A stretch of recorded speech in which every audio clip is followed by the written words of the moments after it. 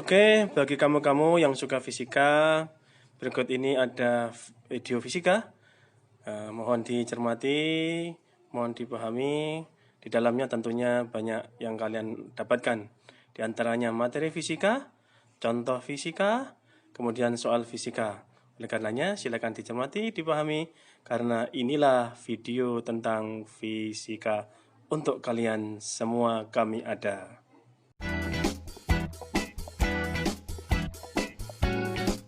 Assalamualaikum warahmatullahi wabarakatuh.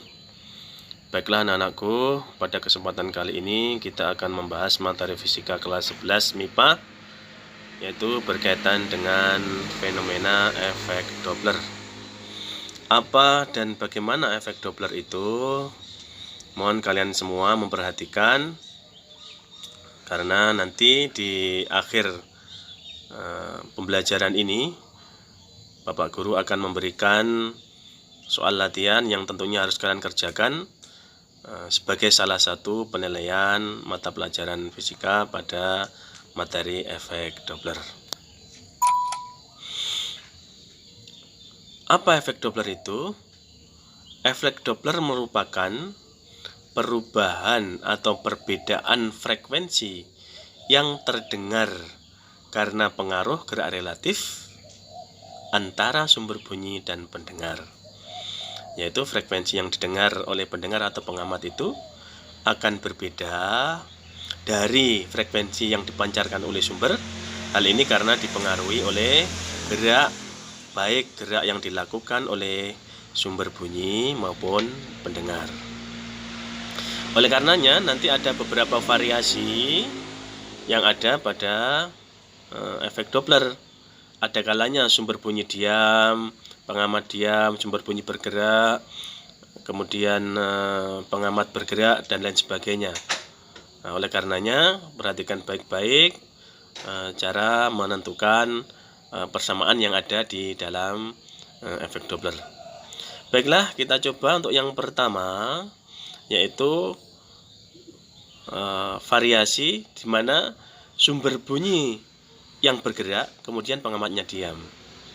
Nah, sumber bunyi bergerak dan pengamatnya diam.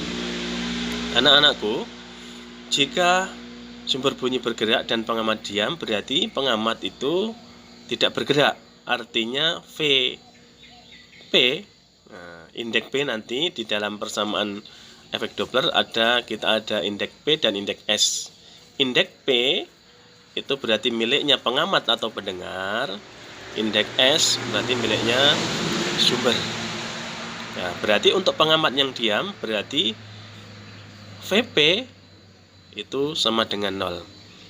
Nah, maka frekuensi yang terdengar oleh pengamat atau pendengar saat sumber bunyi bergerak dan pengamatnya diam berlaku persamaan FP sama dengan V per V plus minus VS kali FS.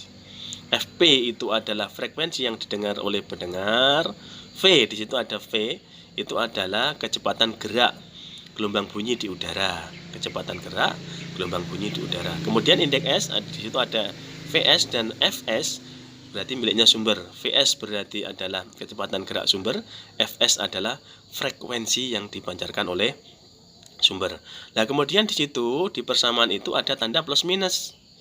Nah, bagaimana itu? Nah, untuk VS itu tanda positif berlaku kapan? Saat sumber itu menjauhi pengamat atau pendengar. Saya ulangi, untuk VS bertanda positif saat sumber menjauhi pengamat atau pendengar. Begitu sebaliknya, saat sumber mendekati pendengar atau pengamat, saat sumber mendekati pengamat atau pendengar, maka tandanya menjadi tanda negatif. Anak-anakku, untuk berikutnya, yaitu variasi berikutnya, sumber bunyinya diam dan pengamatnya bergerak. Ya. Saat sumber bunyinya diam berarti VS-nya itu adalah 0 dan pengamatnya bergerak, berarti nanti ada VP. Maka nanti akan berlaku persamaan yang berbeda lagi. Maka persamaannya berubah. FP sama dengan V plus minus VP per V kali Fs. Saya ulangi, Fp frekuensi yang didengar oleh pendengar sama dengan V plus minus Vp per V kali Fs. Nah, di situ juga ada plus minus. Bagaimana untuk kapan itu diberlakukan? Nah, untuk Vp atau kecepatan gerak pendengar itu berkebalikan dengan sumber. Untuk pendengar, saat dia mendekati sumber bunyi, maka tandanya menjadi positif. Saya ulangi, untuk gerak pendengar akan bernilai positif saat pendengar mendekati sumber bunyi. Begitupun sebaliknya, saat pendengar menjauhi sumber bunyi, maka tandanya menjadi negatif. Seperti itu. Nah, kemudian yang ketiga, fenomena yang ketiga. Bagaimana kalau sumber bunyinya semua bergerak? Sumber bunyi bergerak, pengamat bergerak. Yang ketiga berarti sumber bunyi bergerak dan pengamatnya bergerak. Maka langsung ke persamaan yang ada di kotak bawah yang berwarna hijau ya. Jadi itu. Secara umum, maka kalau ada sumber bunyi bergerak, kemudian pengamatnya atau pendengarnya bergerak, maka berlaku itu Fp sama dengan V plus minus Vp per V plus minus Vs kali Fs. Nah, di situ mengapa masih berlaku plus minus tidak langsung? Ya, karena kita nggak tahu. Yang penting di situ adalah semua saling bergerak. Bergerak menjauh apa mendekat nanti tergantung pada soalnya. Baiklah anak-anakku, untuk berikutnya ada kesimpulan di bawah angka 3 itu. Ya, ada kesimpulan yang ada di kotak, ada A, B, C itu. Ada kesimpulan ya. Bahwa yang pertama, jika pengamat diam dan sumber diam, jadi pengamat dan sumber bunyi sama-sama diam, maka nanti frekuensi yang didengar oleh pendengar itu besarnya sama dengan frekuensi yang didengarkan oleh sumber. Kemudian yang kedua, jika salah satu dari pengamat bergerak saling mendekati, ya, jadi nanti antara pengamat dan sumber bunyi itu jaraknya semakin dekat, maka nanti frekuensi yang didengar oleh pendengar besarnya akan lebih besar dari frekuensi yang didengarkan oleh sumber. Nah, kemudian berikutnya, jika salah satu dari pengamat saling menjauhi atau semakin jauh, ya, jadi jika nanti jarak antara sumber dan pengamat itu semakin besar, semakin jauh, maka nanti frekuensi yang didengar oleh pendengar itu akan lebih kecil dari frekuensi yang dipancarkan oleh sumber. Nah, kemudian berikutnya kita aplikasikan kepada fenomena yang ada di sekitar kita, yaitu aplikasi efek Doppler sebagai radar.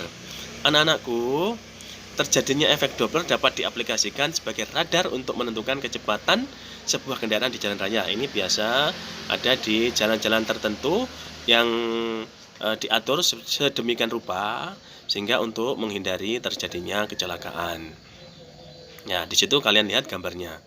Ada salah satu mobil yang berfungsi sebagai radar. Detektor akan menerima pantulan gelombang dengan frekuensi Fp. Ya, frekuensi yang diterima.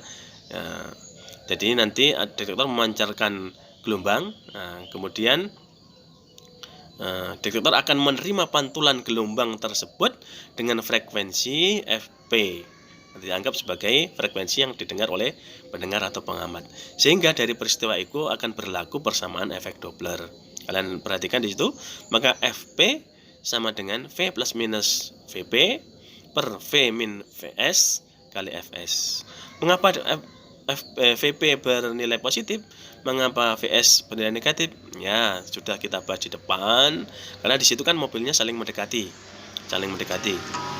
Maka nanti karena dekat, maka Vs bernilai negatif. Kemudian karena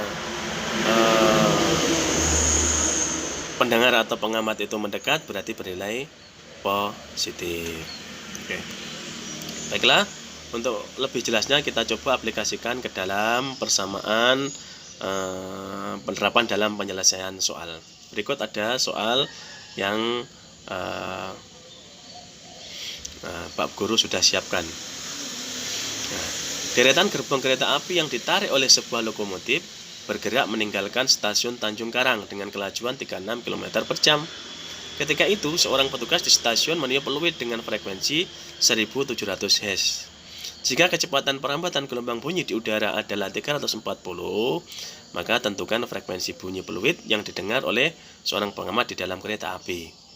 Anak-anakku, untuk menjawab soal ini, maka yang perlu diperhatikan adalah kalian bisa menentukan siapa yang berperan sebagai pendengar, siapa yang berperan sebagai sumber bunyi. Nah, di situ karena pertanyaannya adalah frekuensi yang didengar oleh seorang yang pengamat di dalam kereta, berarti orang yang berada di dalam kereta itu sebagai pendengar atau pengamat. Sedangkan seorang petugas yang ada di stasiun berfungsi sebagai sumber bunyi. Maka nanti V-nya di situ kalian lihat, V berarti kecepatan gerak di udara 340 meter per sekon. Kemudian tadi kan orang yang berada di kereta itu berfungsi sebagai pengamat. Maka apa? Maka nanti bernilai negatif karena meninggalkan stasiun. Nah, di situ mengapa VP bernilai -10 meter per sekon? Ya, karena di situ kalau kalian perhatikan kecepatan gerak kereta adalah 36 km per jam dibuat menjadi meter per sekon, maka nilainya menjadi 10 meter per sekon, tandanya negatif karena menjauhi sumber. Sedangkan frekuensi sumber adalah 1700 Hz. Nah, kemudian VS atau kecepatan gerak sumber adalah 0. Karena apa? Karena sumbernya adalah diam, yaitu seorang petugas di stasiun, diam di stasiun. Kemudian pertanyaannya, frekuensi yang didengar oleh pengamat yang ada di kereta, berarti ditanya FP. FP sama dengan V min VP per V kali Fs. Maka besarnya adalah 340 dikurangi 10 per 340 kali 1700, hasilnya adalah 1650 Hz.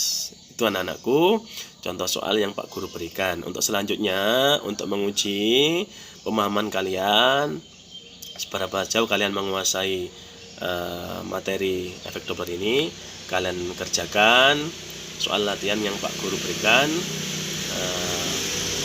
Saya beri waktu, kalian kerjakan nanti sebagai salah satu penilaian mata pelajaran fisika ini pada materi efek Doppler. Silakan kalian catat ya, kemudian kalian kerjakan. Kemudian kalau sudah selesai silakan dikumpulkan. Mungkin itu anak-anakku pada kesempatan kali ini yang bisa saya sampaikan. Terima kasih. Jangan lupa, usaha yang keras dan doa yang sungguh-sungguh adalah wujud lain dari keajaiban. Dari segala sesuatu yang dianggap tidak mungkin, tapi dengan usaha yang sangat keras dan doa yang betul-betul sungguh-sungguh, maka sesuatu yang dianggap tidak mungkin akan menjadi mungkin. Mungkin itu yang bisa saya sampaikan. Selamat bertemu minggu depan. Saya akhiri, wassalamualaikum warahmatullahi wabarakatuh. Oke, itu tadi adalah video tentang fisika. Mudah-mudahan kalian senang dan bisa memanfaatkan dengan sebaik-baiknya. Selamat berjumpa lagi dengan video fisika lainnya. Sampai jumpa. Bye.